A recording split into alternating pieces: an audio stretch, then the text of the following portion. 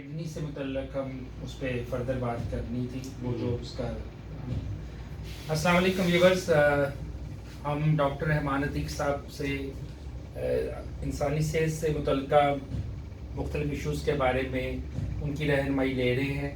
اس سلسلے میں ہم نے ایک سیریز پوری سٹارٹ کی ہے جس میں ہم مختلف بیماریوں کے حوالے سے عام عوام الناس کے لیے آسان الفاظ میں اور انہیں سمجھانے کے لیے اور ان سے بچنے کے لیے مختلف بیماریوں سے ہم اویئرنیس پروگرام ایک چلا رہے ہیں۔ تو اسی سلسلے میں کڈنی کے حوالے سے انسانی گردے اور مثانے کے حوالے سے 3 سیگمنٹ پہلے ہو چکے ہیں، آج اس کا یہ چوتھا حصہ ہے جس کے اندر ہم کڈنی کی جو بیماری ہے وہ انہیریٹڈ جو کرتے ہیں اور جو کنجینیٹل ڈیزیزز اس کے بارے میں آج بات کریں گے۔ ڈاکٹر صاحب سے کل ہماری ویڈیو یہاں پہ ختم ہوئی تھی اور اس کے بعد اس کا یہ آج چوتھا پارٹ ہے۔ آج ہم ڈاکٹر صاحب سے بات کرتے ہیں۔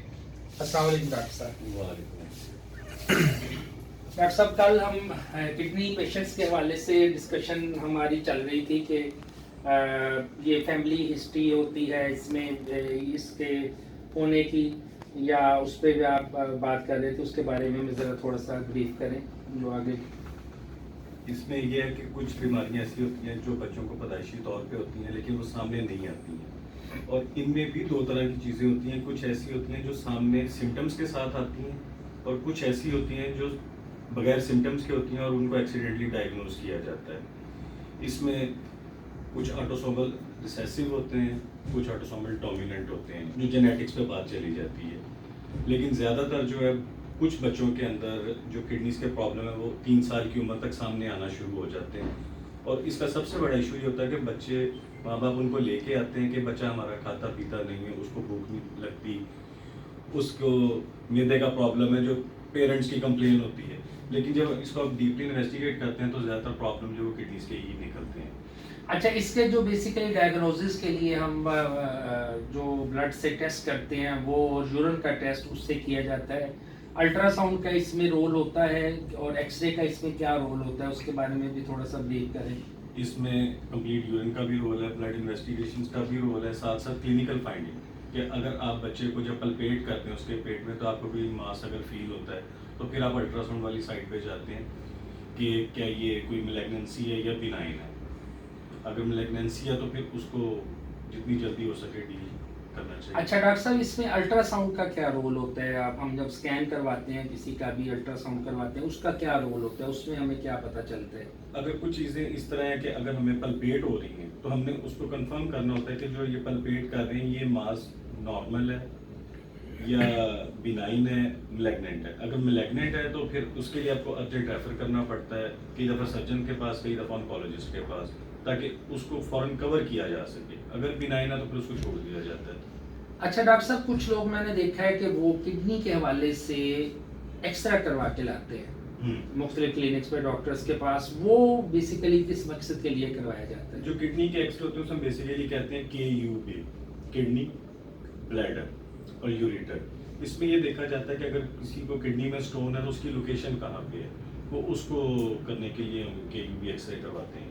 اچھا ڈاکٹر صاحب، جو فیملی ہسٹری میں اگر پیرنٹس سے یہ آگے بیماری ٹرانسفر ہو جاتی ہے، اس کا تو ایکسیڈنٹلی آپ نے جیسے بتایا پتہ چلتا ہے، تو اگر ایسا کوئی ایشو ہو تو کیا یہ کیوریبل ہوتی ہیں، ٹریٹیبل ہوتی ہیں؟ ان کا کیا ہے سین؟ بالکل ٹریٹیبل ہوتی ہیں۔ اب ان میں بچوں میں بہت کامن بیماری ہے جس کو ہم نیفروبلاسٹوما کہتے ہیں۔ یہ 3 سے 5 سال کی عمر کے اندر بچوں میں ڈائگنوز ہوتی ہے، اور بچوں کی جو کمپلین ہوتی ہے وہ یہ ہے کہ ان کو بھوک نہیں لگ رہی، وہ بہت زیادہ ویک فیل کرتے ہیں، زیادہ تر بیڈ پہ لیٹے رہتے ہیں، ان کا کچھ کرنے کو دل نہیں کر رہا ہوتا، اور ان کو پیشاب میں خون آ رہا ہوتا ہے، لیکن ان کو کوئی پین کی کمپلین ہی نہیں ہوتی، پین لیس بلیڈنگ ہوتی ہے۔ اس میں جب ابڈومن کو ایگزامن کیا جاتا ہے تو آپ کو لیفٹ یا رائٹ سائڈ پہ کوئی بھی ماس فیل ہوتا ہے تو آپ اس کا الٹرا ساؤنڈ کروا کے کنفرم کر لیتے ہیں کہ یہ نیفروبلاسٹوما ہے یا اس کے علاوہ کوئی اور چیز ابڈومن کے اندر پڑی ہوئی ہے۔ اور اگر یہ ڈائگنوز ہو جاتی ہے تو اس کو بہترین حل ہوتا ہے کہ وہ کڈنی کو ریموو کر دیا جاتا ہے تاکہ بچے کی جان بچائی جا سکے اور وہ اپنی نارمل لائف گزار سکتا ہے۔